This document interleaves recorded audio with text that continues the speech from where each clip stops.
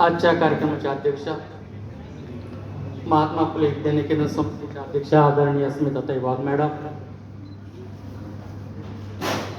आजचे प्रमुख पाहुणे आदरणीय संस्थापक रतनजी माळी सर, त्याचप्रमाणे आजचे पाहुणे आदरणीय फडतरे सर, आजचे सत्कार मूर्ती आदरणीय श्री शिकरे सर आणि त्यांच्या सुविद्य पत्नी आदरणीय शिकरे मॅडम आणि सर्व उपस्थित शिक्षक बंधू भगिनींनो, त्याचप्रमाणे सर्व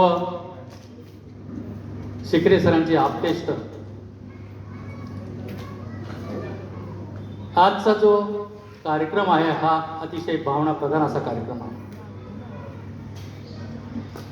सरांनी आपलं संपूर्ण आयुष्य त्या शैक्षणिक क्षेत्रासाठी दिलेलं आहे. ही शिक्षण प्रक्रिया फार महत्त्वाची आहे. ज्याप्रमाणे ही सृष्टी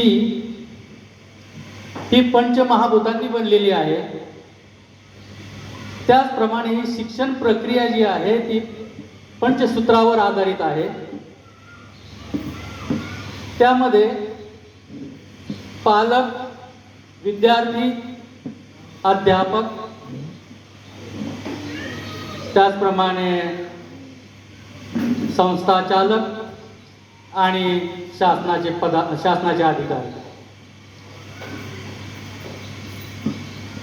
हे जे 5 सूत्र आहेत त्यांच्यावर ही शिक्षण प्रक्रिया सगळी अवलंबून असते.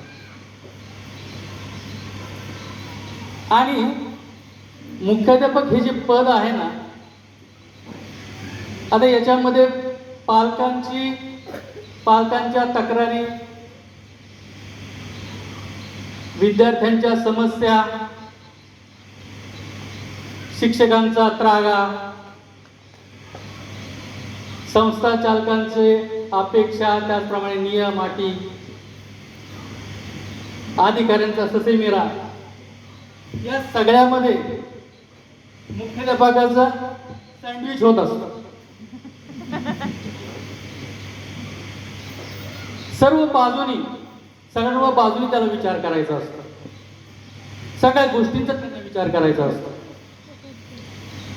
यशदीप माध्यमिक विद्यालयामध्ये ते सेवानिवृत्त होत आहे.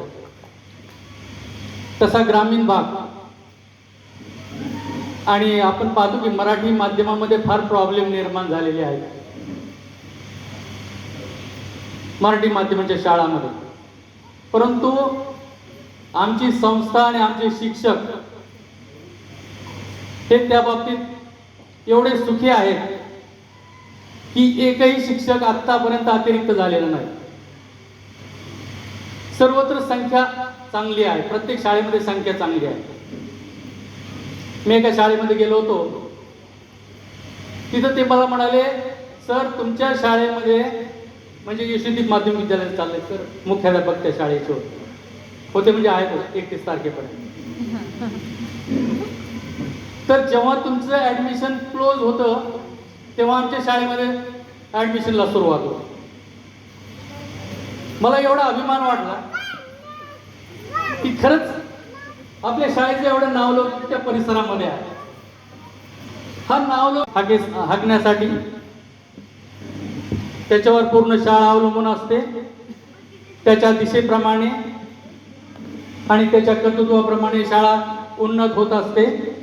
त्याचप्रमाणे संस्थेचाही खूप मोठा वाटा त्यामध्ये असतो.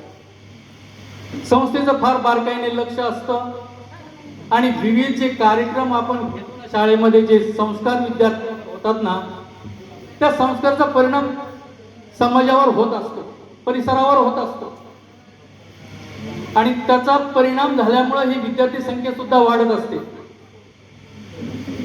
हे तर महत्वाचं कारण आहेच आहे. आणि पुन्हा दुसरं महत्वाचं एक कारण सांगतो की आम्हाला, आमच्या संस्थेला आणि सर्व शाळांना राम प्रसन्न आहे.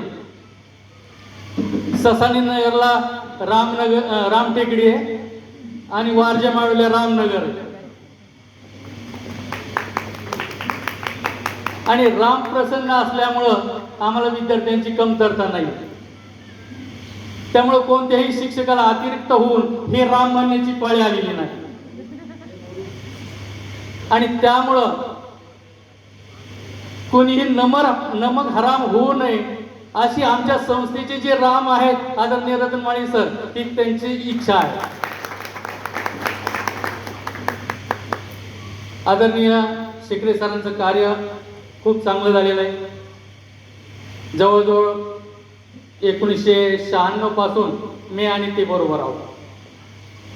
त्यामुळं पहिल्यापासूनच आमची मैत्री आहे, पहिल्यापासून संबंध खूप चांगले आहेत. आणि मित्रत्वाच्या नात्याने पहिल्यापासून आम्ही जरी थोडे ज्युनियर जरी असलो तरी पण त्यांनी तशी वागणूक ज्युनियर सारखी कधी दिली नाही. चांगल्या प्रकारेच वागणूक दिली. आपल्याला माहित आहे की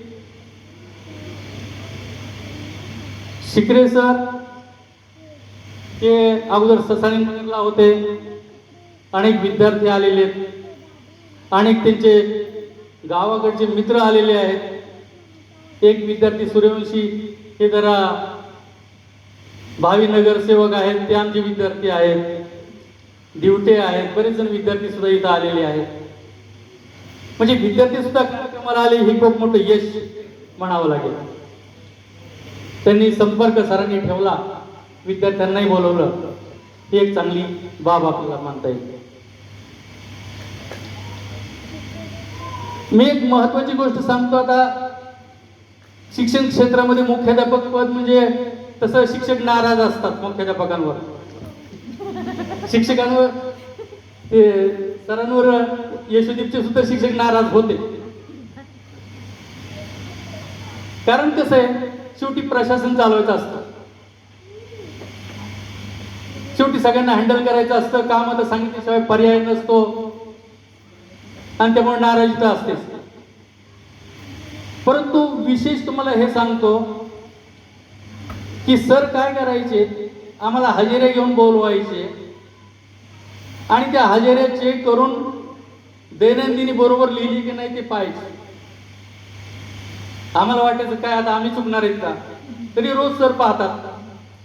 परंतु ते सुद्धा खूप महत्वाचं असायचं. कारण काही काही शिक्षक चुकायचे, ते दुरुस्ती करावी लागायची.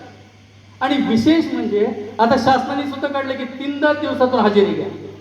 म्हणजे सरांचा तो निर्णय 2 वर्षापूर्वीचा निर्णय तो आज शासनाने लागू केला. म्हणजे सरांचं हे किती दूरदृष्टीता आहे असं आपण म्हणू शकतो. आणि रेखीव आणि अचूक काम करणारे, अचूक काम करतात ते नावाप्रमाणेच ते आहे. आणि त्यांच्यामध्ये अजून एक मला खूप भावलेला गुण एक सांगतो की संस्थेच्या बाबतीत शिकरे सर एकनिष्ठ आहेत. पहिल्यापासून पाहतो मी कधीही संस्थेविषयी, संस्थेच्या पदाधिकाऱ्यांविषयी कधीही एक शब्द सुद्धा बोललेला मला आठवत नाही. त्यांना मुख्याध्यापक पद मिळायला तसं 2 वर्ष लागले होते, पण ते कधी शब्दाने म्हटले नाहीत की मला 2 वर्ष मुख्याध्यापक पद लाभलं नाही, असं सुद्धा म्हटले नाही. म्हणजे ही संस्थेचा जो निर्णय आहे तो आपल्याला शिरोधार्थ आपण मानणं गरजेचं असतं. आणि संस्थाच हे काय करणार आहे, ते आपल्यासाठी करणार आहे हे त्यांना माहिती होतं आणि त्यांना ते पद मिळालं. ते कधीही संस्थेविषयी वावगं बोललेलं मला आठवत नाही किंवा बोललेलेच नाही असं मी ठामपणे सांगू शकतो, कारण त्यांचा माझा संपर्क पहिल्यापासून आहे. सर, मी शेवटच्या टिप्स तुम्हाला देतो. कारण जरी तुम्ही शाळेमध्ये माझ्यापेक्षा सिनियर असले तरी वयाने मी तुमच्यापेक्षा 1 वर्षाने सिनियर आहे. त्यामुळे मला थोडासा अधिकार पोहोचतो आणि मित्रत्वाने तर नक्कीच अधिकार पोहोचतो. आता तुम्ही रिटायर होत आहे, रिटायर झाल्यावर आपल्या आवडीच्या गोष्टी करा. जे जे राहिले असं वाटतं आयुष्यामध्ये ते करण्याचा प्रयत्न करा. रिटायर झाल्यावर माणसाला कळतं, अरे खरंच आपण काय हे जीवन आहे. आता आपण काय काय करायला पाहिजे? सैरभैर होते माणूस, सैरभैर होते, अनुभव आहे मला, माणूस सैरभैर होते. त्यासाठी जे जे आवडतं ते ते करण्याचा प्रयत्न करा. चांगल्या गोष्टी सगळ्या करण्याचा प्रयत्न करा. आपलं आपण आनंदी तुम्ही कसा राहाल या दृष्टीने प्रयत्न करा. आणि आनंदी जर तुम्हाला राहायचं असेल ना सर, तर काही गोष्टी तुम्हाला टाळाव्या लागतील. बाथरूम मध्ये जी साबण आहे ती ओल्या जागेवर का ठेवली हे विचारायचं नाही. दळण जे गिरणीतून आणायचं आपल्या तळण्याचं ते स्वतःच आणावं लागणार. आता रिकामे आपणच आहेत, घरी कुणी रिकामा नाहीये, मुलगा रिकामा नाही, सून रिकामी नाही. त्यामुळे आपले काम आपण करायचे, इस्त्रीचे कपडे आपणच आणायचे, भाजी आपणच घेऊन यायची. आणि कसं आहे, घरच्यांना 8-10 तास आपण बाहेर असण्याची सवय आहे.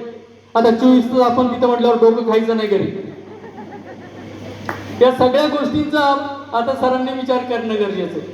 आणि त्या दृष्टीने आपणही आनंदी राहून घरच्यांनाही आनंदी कसं ठेवता येईल या दृष्टिकोनातून विचार करणं गरजेचं आहे. त्या दृष्टीने तुम्ही विचार कराल, तुमचं पुढचं आयुष्य अतिशय आनंदाने तुम्ही घालवाल आणि सर्व कुटुंब तुमचा आनंदी राहो, तुम्ही आनंदी राहो आणि तुम्हाला खूप आयुष्य लाभो ही मी ईश्वरचरणी प्रार्थना करतो आणि माझं छोटंसं मनोगत संपवतो. जय हिंद, जय भारत.